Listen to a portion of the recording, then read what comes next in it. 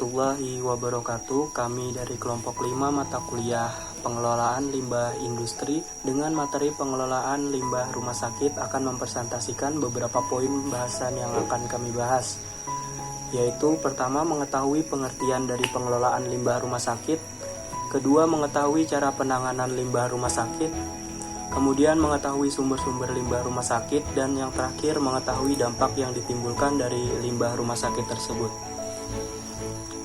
Sebelum menuju poin bahasan, saya akan memperkenalkan anggota kelompok kami yang beranggotakan saya sendiri, Dimas Aji Pramaditya, Genia Humaira Rizky, Nadia Ulhaq Mahmud, Nida Lutfina, dan Dimas Eki Zaklul Zaki. Baiklah, langsung saja kita mulai bahasan poin pertama, yaitu pengertian limbah rumah sakit. Limbah adalah bagian dari hasil produksi yang pada umumnya dapat menimbulkan dampak terhadap lingkungan yang kurang baik.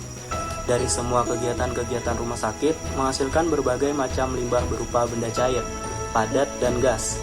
Pengelolaan limbah rumah sakit adalah bagian dari kegiatan penyehatan lingkungan di rumah sakit yang bertujuan untuk melindungi masyarakat dari bahaya pencemaran lingkungan yang bersumber dari rumah sakit. Air limbah rumah sakit adalah seluruh buangan cair yang berasal dari hasil proses seluruh kegiatan rumah sakit, yang meliputi limbah cair domestik, yakni buangan cair kamar mandi, dapur, air bekas pencucian pakaian, dan lain-lain.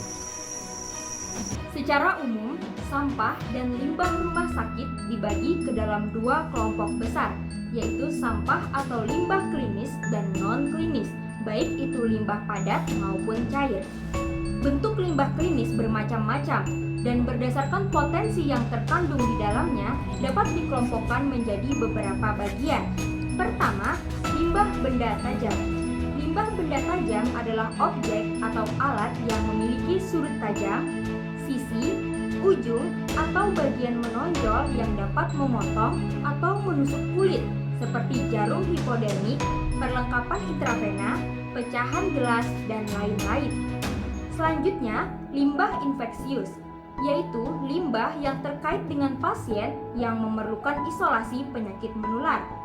Selanjutnya, limbah kimia. Limbah kimia yang dihasilkan dari penggunaan bahan kimia dalam tindakan medis, laboratorium, proses sterilisasi, dan penelitian. Dan yang terakhir adalah limbah radioaktif. Limbah radioaktif yaitu bahan yang terkontaminasi dengan radioisotop yang berasal dari penggunaan medis. Selain limbah klinis, dari kegiatan penunjang rumah sakit juga menghasilkan limbah non-klinis.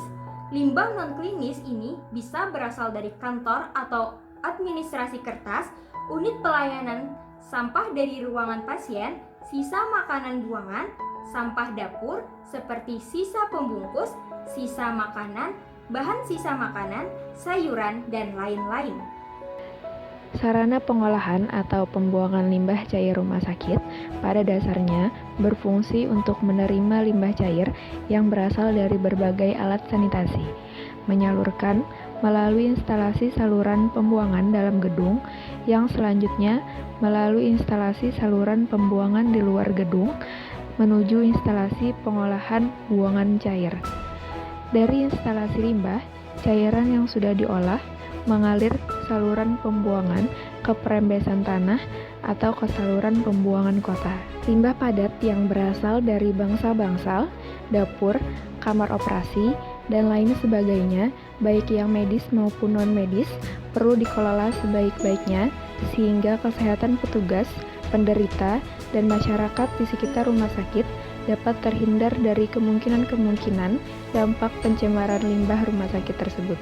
Dalam pelaksanaan pengolahan limbah, upaya pertama yang harus dilakukan adalah upaya preventif, yaitu mengurangi volume bahaya limbah yang dikeluarkan ke lingkungan, yang meliputi upaya mengurangi limbah pada sumbernya serta upaya pemanfaatan limbah. Berbagai upaya telah dipergunakan untuk mengungkapkan pilihan teknologi mana yang terbaik untuk pengolahan limbah, terutama limbah berbahaya, antara lain reduksi limbah, minimalisasi limbah, pemberatasan limbah, pencegahan pencemaran, dan reduksi pada sumbernya. Pengelolaan limbah padat rumah sakit juga dapat menggunakan alat pembakaran atau dapat disebut dengan insenerator. Rumah sakit juga diwajibkan untuk melakukan pemilahan limbah dan menyimpan pada kantong plastik yang berbeda-beda sesuai dengan karakteristik limbahnya. Pengelolaan limbah infeksius dengan menggunakan insenerator harus memenuhi beberapa persyaratan seperti yang tercantum pada Keputusan Bapedal Nomor 3 Tahun 1995. Peraturan tersebut mengatur tentang kualitas insenerator dan emisi yang dikeluarkan. Insenerator yang dapat dipergunakan untuk penghancur limbah B3 harus memenuhi dan harus memiliki efisiensi pembakaran serta efisiensi penghancuran tinggi. Yang selanjutnya adalah karakteristik limbah rumah sakit. Untuk melakukan pengolahan terhadap limbah rumah sakit, diharuskan melakukan pemilahan terhadap limbah sesuai dengan karakteristik masing-masing limbah. Baik, kita langsung saja masuk ke pembahasan yang terakhir, yaitu tentang dampak dari limbah rumah sakit. Jadi, dari berbagai jenis sampah dan limbah yang dihasilkan oleh rumah sakit, itu dapat menyebabkan gangguan dalam kesehatan dan kehidupan manusia serta lingkungannya. Dan apabila sampah atau limbah tersebut tidak dikelola dengan baik dan benar, maka bisa membawa dampak negatif yang sangat banyak.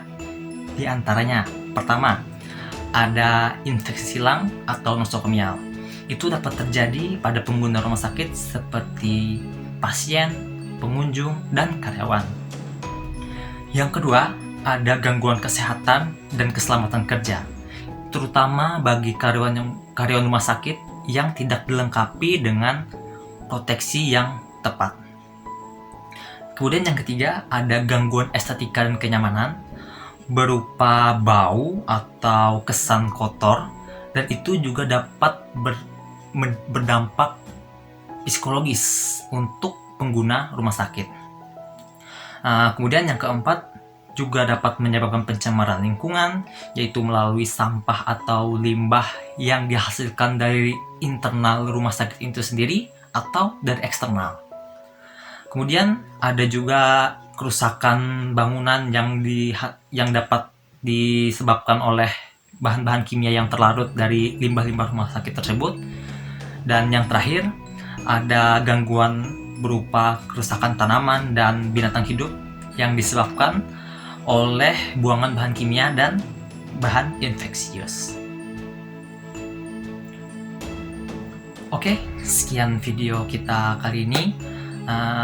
Terima kasih kepada teman-teman yang sudah menonton video kami.